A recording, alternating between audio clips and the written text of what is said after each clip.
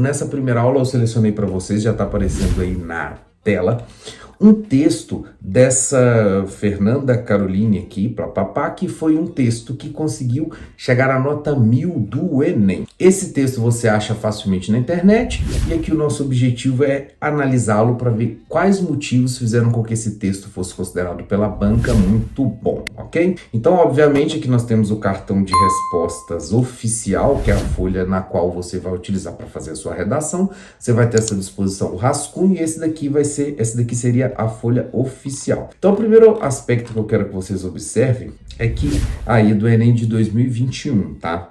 Eu quero que vocês observem o seguinte, nós temos à nossa disposição as 30 linhas e essa pessoa utilizou 30 linhas. Professor, vai fazer diferença se eu faço um texto com 30 e um texto com 15? Vai. A banca vai te cobrar quantidade. Quantidade é equivalente à qualidade, no caso do Enem. Porque se você faz um texto de apenas 5 linhas, isso mostra que você não tem a desenvoltura de escrita necessária. Então, claro que nesse caso aqui, como ela escreveu 30 linhas, ela vai sim ter uma nota maior do que ela teria se ela tivesse escrito apenas 20 linhas. Então esse é o primeiro fator a ser observado, quantidade. Tentem ao máximo possível escrever muito. Então nos nossos exemplos que eu vou mostrar depois para vocês vão conseguir perceber que tem 30 linhas, mas dependendo do tamanho da letra da pessoa, justamente para fazer com que a gente consiga ocupar a maior quantidade de linhas possíveis. Isso inclusive conta ponto no item 3, que é o seu projeto de texto, ou seja, a sua organização. Em outras palavras, você foi capaz de se organizar para o seu texto ser inteiro com 30 linhas? Se sim, isso significa que você merece mais pontos do que um cara que não fez isso, ok?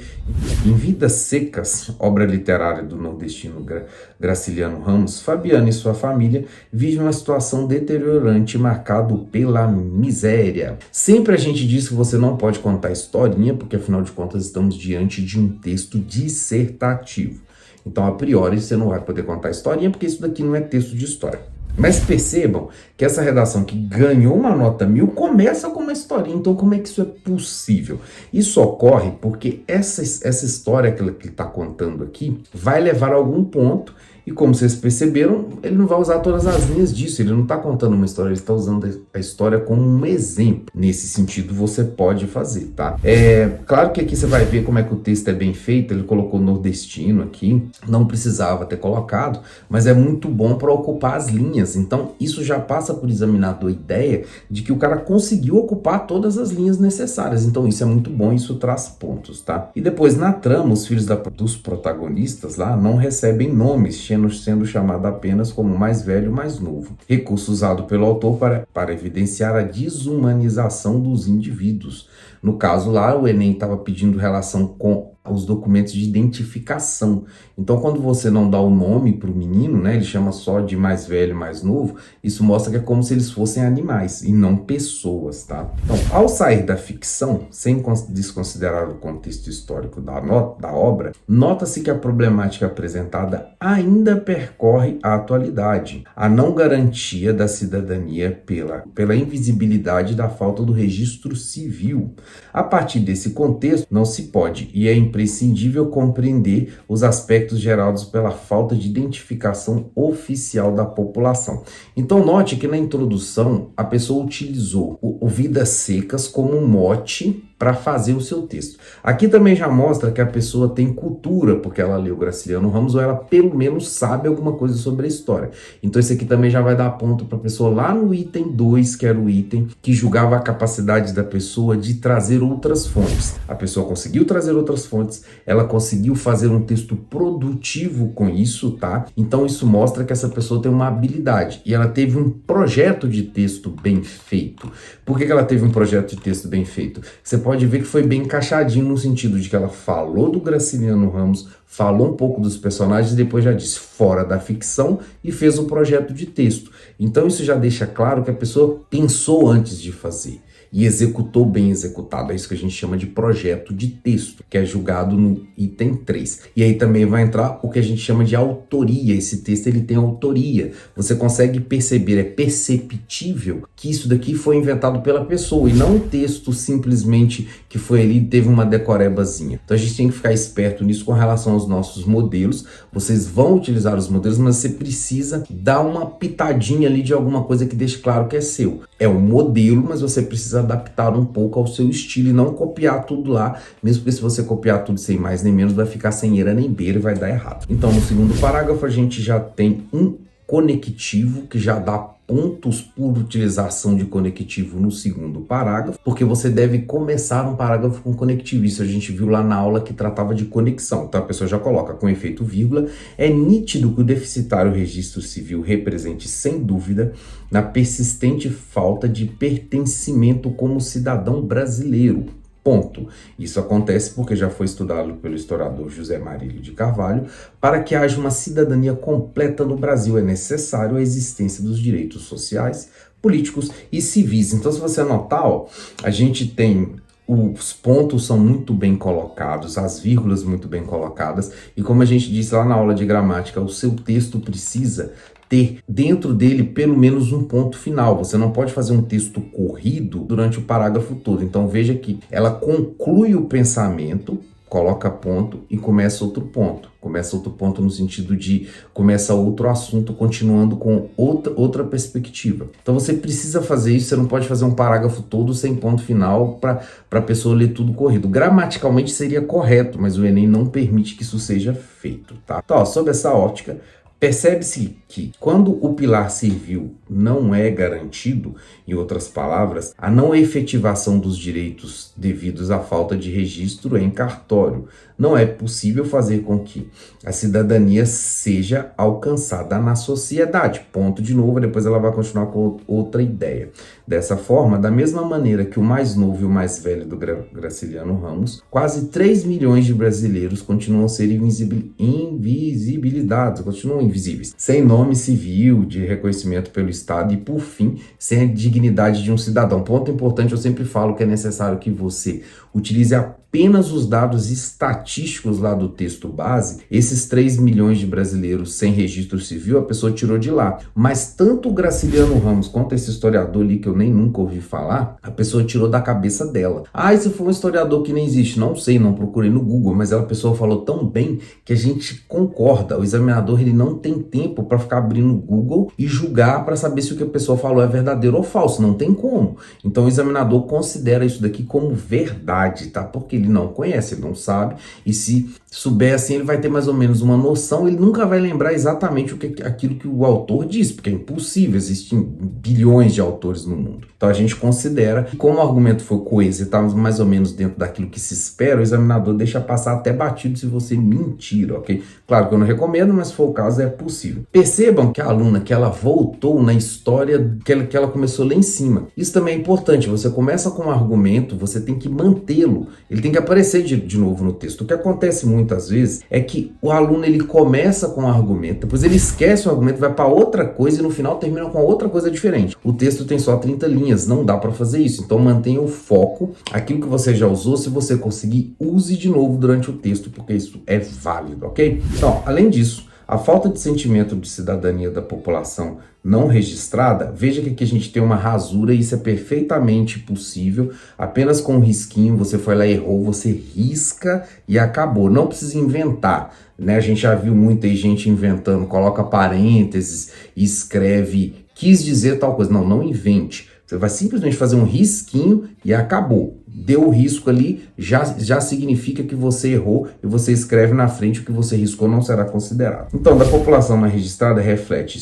também na manutenção de uma sociedade historicamente excludente. Ponto de novo. Tal questão ocorre, pois, de acordo com a análise do antropólogo brasileiro Lili Schwartz, desde a independência do Brasil não há formação de um ideal de coletividade, ou seja, de uma nação, entre aspas, ao invés de meramente um Estado atestado, entre aspas. Tomem cuidado com aspas quando você for utilizá-la no sentido de palavra de baixo calão, no sentido de modificar aquilo que você está dizendo na frase. Ironia, então esquece, não é para usar. Utilize apenas nesse caso aqui como ela utilizou, para dizer que não é uma nação de verdade porque ela não tem acesso ao direito civil. Aí pode ser, ao direito do registro civil. Aí sim, pode ser, tá? Com isso, o caráter de desigualdade social e exclusão do diferente se mantém, sobretudo no que diz respeito às pessoas que não... uma coisa importante aqui, a gente tem uma crase com respeito às pessoas. O examinador sempre observa a crase porque ele sabe que o aluno não conhece a crase.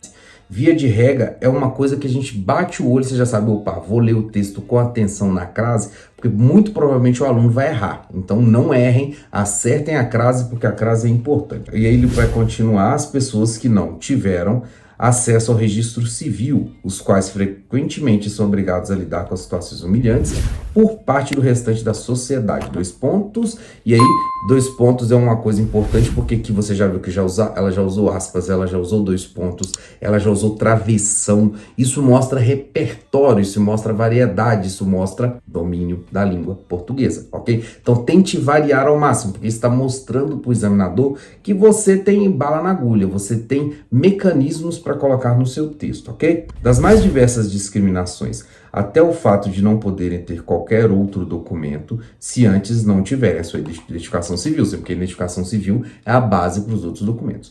Galera, tem problema você começar o último parágrafo com portanto? Não tem problema. Por quê? Mesmo que outros alunos utilizem o mesmo conectivo, é bom que você simplesmente não repita. Então você vê que lá em cima, no primeiro ela usou com efeito, né? No primeiro parágrafo conectado, que é o segundo, ela usou com efeito. No terceiro ela usou além disso. E no último ela usou portanto. Então não tem problema ser uma palavra que é gasta, vamos dizer assim, uma palavra que todos os alunos utilizam. Isso não vai tirar ponto. O que vai tirar ponto é se você errar ou se você repetir isso demasiadamente dentro do texto. Como ela não fez isso, então ela não foi punida, ganhou o ponto da mesma forma, tá? Então, portanto, ao se entender que a falta de cidadania gerada pela invisibilidade do não registro está diretamente ligada à exclusão social, é tempo de combater esse grave problema. Olha que argumento bacana. Ela pegou o tema, né, que é a invisibilidade gerada pelo não registro, escreveu o tema todo. Eu sempre digo, escreva um tema todo. É sempre recomendável que você escreva lá em cima para você não esquecer, tá? Então ela já colocou aqui, só que conectado com uma questão de exclusão social. Então ela alargou o ponto de vista sobre o tema e ela justificou por que é necessário ter uma solução. Então ela disse, esse é um problema grave porque é um problema de exclusão social. E agora ela vai dizer como resolver. Então lembrando que você precisa resolver o problema, tá lá na nossa, não me lembro o número, mas a aula que trata do item 5, que é a resolução. Ou seja, como você resolve a questão do Enem. E vamos ver como é que ela vai resolver. Cabe ao Poder Executivo, então ela já identificou o agente, mais especificamente o Ministério da Família e dos Direitos Humanos. Então ela já deu o agente, ela já detalhou o agente, então aqui já ganhou 200 pontos, tá? E agora, quais são as ações que esses entes vão fazer? Ampliar o acesso aos cartórios de registro civil, então já temos a ação também. Tal ação ocorrerá por meio da implantação de um projeto social de incentivo à identidade civil. Já temos quem faz, já temos um detalhamento, já temos a ação e já temos outra coisa que é o meio. Qual que é o meio para a implementação dessa ação? Ela já disse aqui. Então, às vezes, você está lá na sua prova, você diz, as pessoas têm que ter acesso, a gente tem que dar acesso para as pessoas ao cartório. Mas você não diz como, você não diz o meio. Então, ela aqui deixou claro qual é o meio. E olha como é que quando a pessoa tá adestradinha, treinadinha, perfeita no como é que faz a redação, que a pessoa deita e rola. Como é uma ação, ela escreveu lá atrás a ação. Como depois é um meio, ela falou que é um meio. Isso ajuda, inclusive, ao examinador conseguir identificar o item que ele mesmo vai dar nota. Então, lembra que eu sempre digo que o examinador não tem muito tempo e por isso que a gente tem que ter esses macetes? Quando o examinador está corrigindo, ele tem que procurar esses itens, ação, meio, detalhamento, etc. Se você diz assim, a ação do governo tem que ser tal, isso facilita ao examinador na hora que ele for corrigir. Então ele já vai dar o ponto. E outra coisa que isso facilita muito é que se o examinador não precisa ficar lendo o seu texto demais, ele dificilmente vai achar um erro erro que está ali difícil de ser achado. Se ele já bateu o olho e já resolveu o problema, ele provavelmente vai para frente, tá? Por meio da implementação do incentivo à identidade civil. O que irá articular, junto aos gestores dos municípios brasileiros, campanhas divulgadas pela mídia socialmente engajada, que expliquem sobre a importância do registro oficial para a garantia da cidadania, além da instrução para realizar o processo, a fim de mitigar as desigualdades geradas pela falta dessa documentação. Afinal, assim como os meninos de vida seca, toda a população merece ter a garantia e o reconhecimento do seu nome e identidade. Aqui eu quero chamar a atenção para duas coisas. Primeiro, muitos de vocês, quando vocês estão terminando a redação, o aluno tem mania de não repetir a resolução da coisa. Por exemplo, você vai ali, faz uma redação sobre a fome, fala, então vamos distribuir comida para todo mundo. Acabou. Não. Você teria que dizer, vamos distribuir comida para todo mundo e assim todos poderão se alimentar. Professor, isso é uma coisa meio doida. É uma coisa meio doida. Se você diz que vamos distribuir comida para todo mundo, seria óbvio deduzir que ninguém mais vai passar fome. Perfeito. Só que você não pode fazer isso porque você precisa dar a conclusão mostrando qual vai ser o efeito daquilo que você fez. Então aqui no caso, observe que na penúltima linha, quando ela começa dizendo assim, afinal, assim como os meninos de vida seca, toda a população merece ter a garantia e o reconhecimento do seu nome. Ela está dando a consequência de tudo que ela disse, e a consequência também vale ponto. Então esse fechamento certinho assim, de você disse a resolução e no final você repete aquilo que às vezes é até óbvio que vai acontecer de acordo com essa resolução, você precisa fazer isso. Porque se você não fizer isso, você vai perder ponto. E olha outra coisa de se chamar a atenção nesse texto, que a gente tem que prestar atenção que vale a pena, é que ela começou o texto falando dos meninos de vidas secas, lá mais ou menos na linha 7, 8, ela continuou falando dos meninos de vidas secas, e lá no fim ela fala de novo dos meninos de vidas secas. Então olha que projeto de texto que foi muito bem encaixado. No texto ela começou lá em cima dando isso como exemplo, depois falou de novo, e lá no final ela concluiu usando o mesmo exemplo que ela tinha falado lá em cima.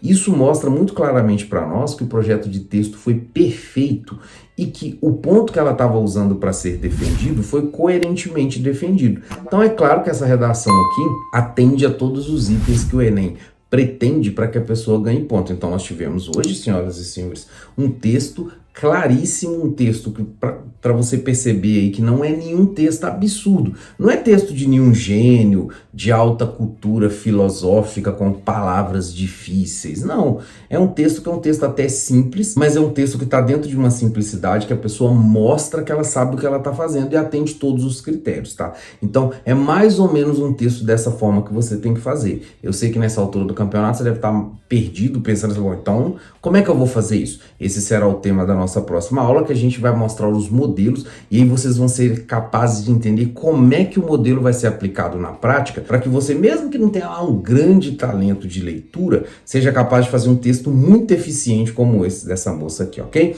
Então hoje ficamos por aqui, pessoal. Espero vocês na próxima aula. Até a próxima. Fui!